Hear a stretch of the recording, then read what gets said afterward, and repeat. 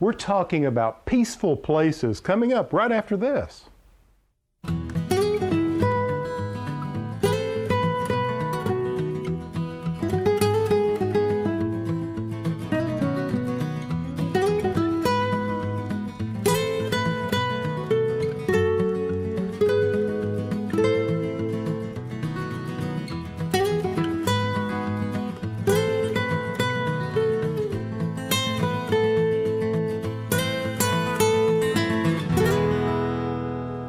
Hi, I'm Alan Smith.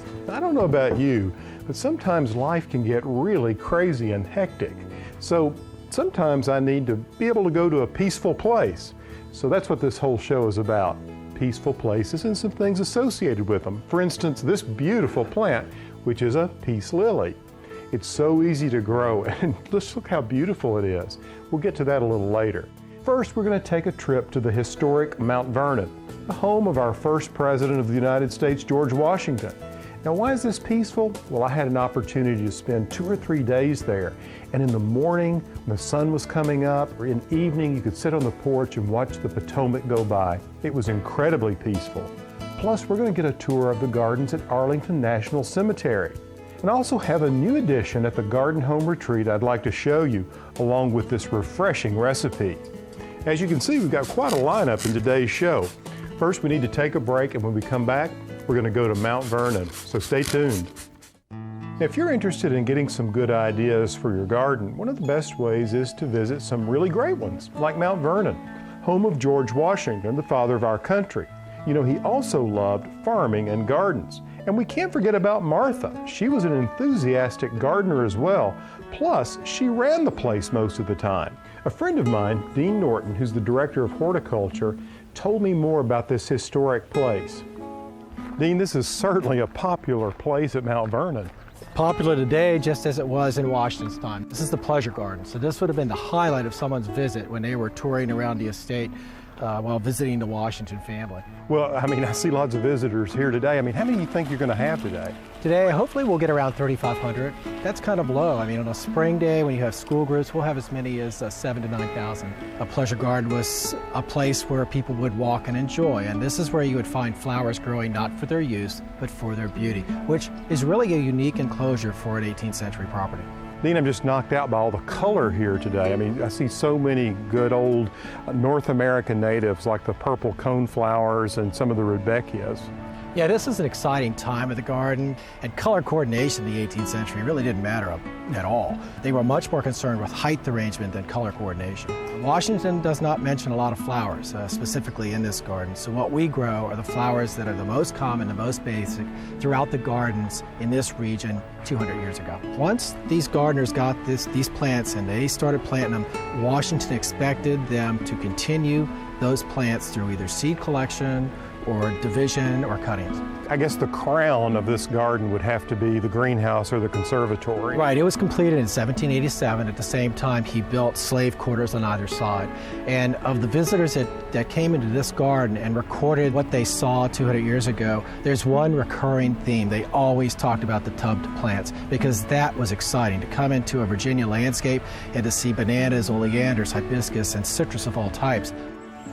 We know that Washington changed from the formal style of landscape to the naturalistic, so why in the world would he include 2 formal boxwood parterres? That's as formal as you can get, but they are actually recorded in Benjamin Latrobe's diary. He wrote that for the first time again since I left Germany, I saw here a parterre clipped and trimmed with infinite care into the rich form of a fleur-de-lis, so we know that they existed. What Washington was trying to create was he had become a very important man, and he knew that. And he knew that the visitation at Mount Vernon Estate was going to grow over time. So he really felt it very important to create a landscape that was fitting of the man that he had become. And so that's what you see here at Mount Vernon with the Serpentine Avenues, Bowling Green, beautiful view across the river, and the pleasure ground such as this. Well, Dean, I really appreciate your insights. It's a pleasure to be back here at Mount Vernon. Thank you very much. Thank you, Alan. Now, when we return, I'll show you how to properly care for peace lilies. And we'll visit another peaceful place that honors our nation's veterans. So stay with us. You know, when it comes to houseplants, I actually get a lot of questions about peace lilies. I think a lot of people get them. They're often given as a memorial to someone who's passed on. And the reason for that is because of its name and the beautiful white bloom. But I have to say, they're one of the easiest houseplants you can possibly grow. Peace lilies are a tropical plant, so that tells us that they prefer a warm environment. So don't let the room temperature drop below 40 degrees. You see, they're kind of like us. If we're comfortable, they're comfortable. They like daytime temperatures between 68 and 85 degrees, and night temperatures around 58 to 75. The plant should be placed in a location with bright, filtered light. You see, direct light coming through your window could burn the leaves. Now, when it comes to moisture, you want to make sure that the soil stays consistently moist around the plant. Now, if you overwater it, what you can do is you can actually cause the roots to rot. And when you place it in a container like this, which has no drain holes, that's the thing you need to think about. You also don't want the soil to become dry to the point that the leaves actually begin to wilt, because what will happen is you can water it and it'll perk back up, but then you'll start seeing yellow leaves. Now, you might think the yellow leaves are a sign that the plant needs to be fed. That's really not true. You see, if you overfeed a peace lily, the leaves will turn brown. You want to feed the peace lily every 2 to 3 months during the growing season, and use an all-purpose liquid fertilizer that's been diluted to half strength. So you see, they really don't need a lot of food. You'll want to repot your peace lily every 2 to 3 years. And I find that spring is the best time to do this. And the other thing I like to do is make sure that you keep the leaves wiped off like this, because dust can collect really both on top and the underside of the leaf. This will help the plant breathe better, and it just looks better in your home. Now, as I mentioned, peace lilies are often given as memorials. So I'd like to take you to a 200-acre memorial that's a resting place for over 300,000 people that served our country in many ways. There are veterans there from all previous wars and current wars, as well as presidents, astronauts, and many more. The Arlington National Cemetery is really one of the most breathtaking places I've seen. Eric Deal is the director of horticulture, and he gives me a tour of the grounds and a little history lesson. Eric, this amphitheater is so handsome.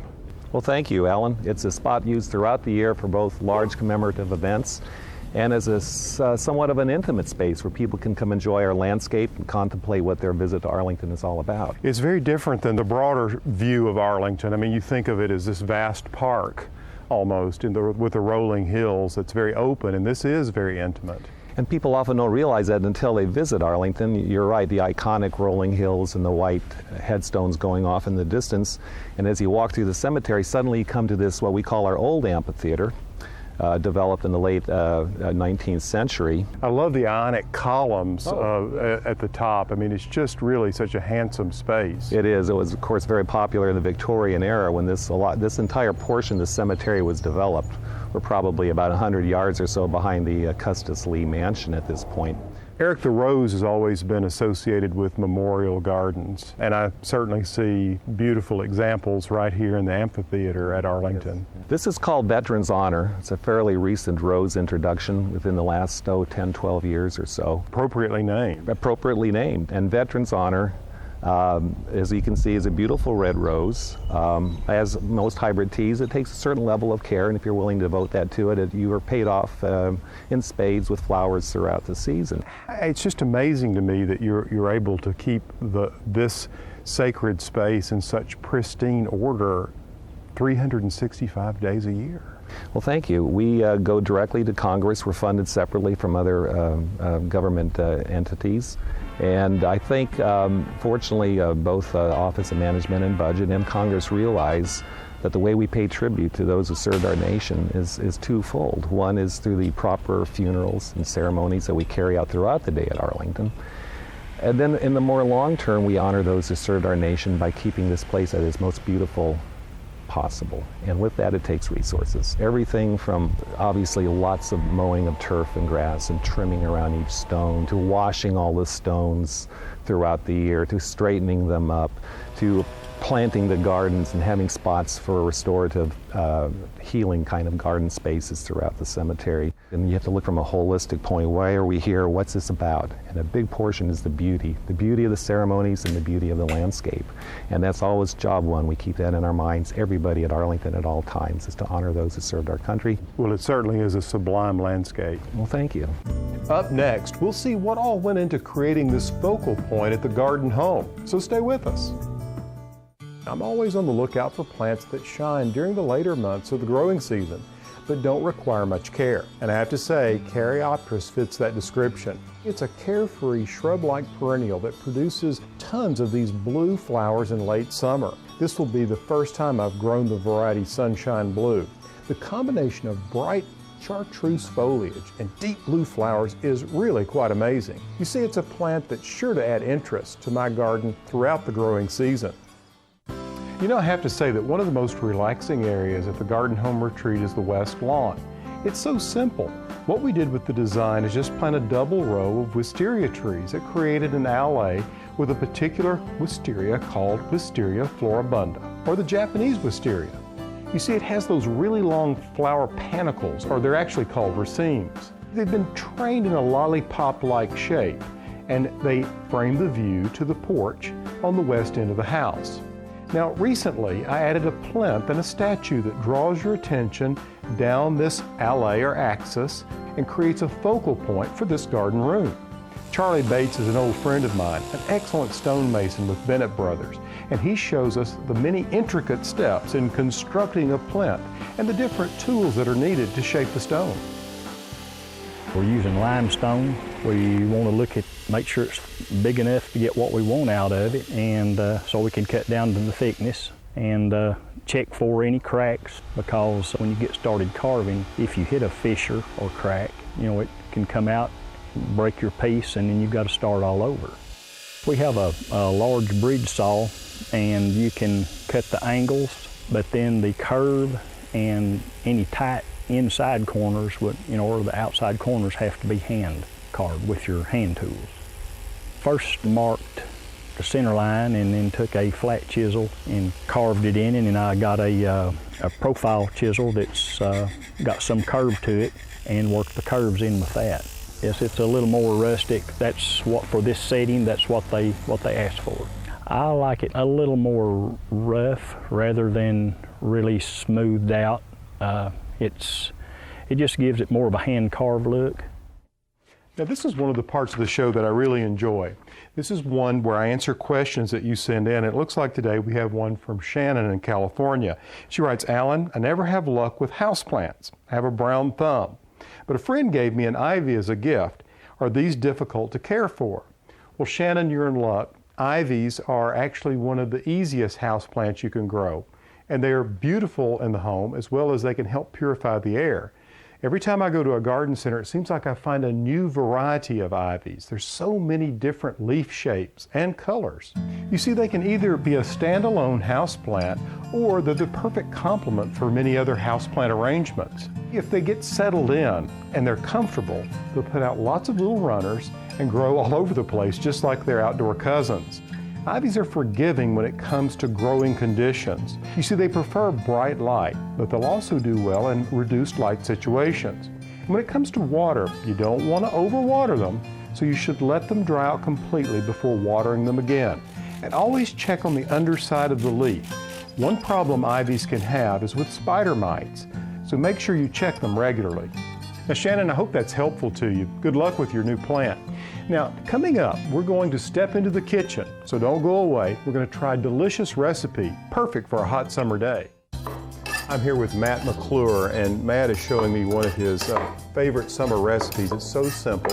It's taking one of the great delicacies of the summer garden, the yellow crookneck squash, and making a delicious chilled squash soup. So how many squash do you actually use for this recipe? 4 or 5. They're fairly small. Right. And you don't use the whole squash. You cut the seeds out. The seeds are mostly water. Right. And I want the soup to be yellow. And the flavor's really on the outer edges, isn't it? That's Good true. bit of flavor in the skin. Mm-hmm. Remind me, how much in the way of onion did we put in here? This was 1 whole onion. Yeah. Ready? So we just want to soften these, right? That's correct. Okay. Maybe a little bit of salt. Okay. Now, what are you working on there? I see you've got the basil out. This is a garnish. You're not going to put a whole lot in the soup. Yeah. But you want it, it's going to be basil, a little lemon zest, and a little bit of garlic. Now, this is the surprise ingredient to me for this. It's cinnamon. Mm-hmm. Yeah. This is an old trick I used to have. I would throw something in the soup that I intended to pull out, but would forget, and then that would get caught up in the blender. And so this is my little reminder. All right. Well, this is good and soft. Are you ready for the water, you think? I think so. Yeah. Okay. It's looking good. All right. There we go. You added the cinnamon. I'm just gonna slightly cover the squash. How's that? It. Does that look about right? Looks good. Okay. Next, I've got garlic and the basil in here. This is about 4 or 5, probably medium-large size leaves. Okay. And you want them chopped up pretty fine, but not pulverized. Right. So we have garlic, we have basil, and now we're going to add some lemon. Okay. And about how much lemon zest are you thinking, Matt?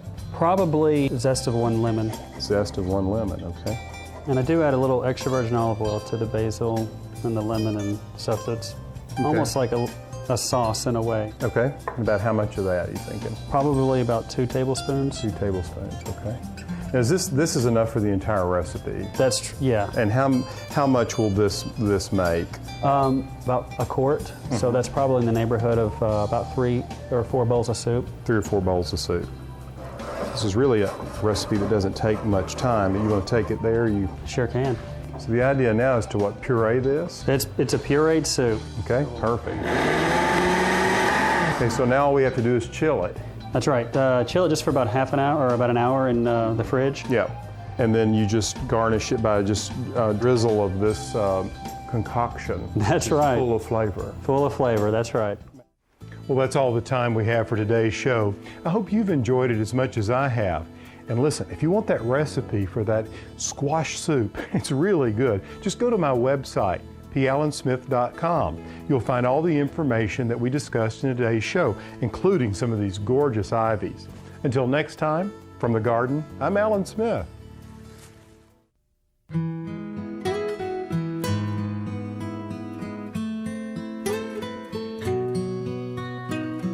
In this garden I dream of a bed of flowers.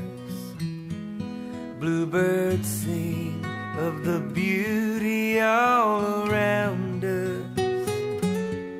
And every time the sun comes out, I can't help but smile. Oh, no, I can't help but smile.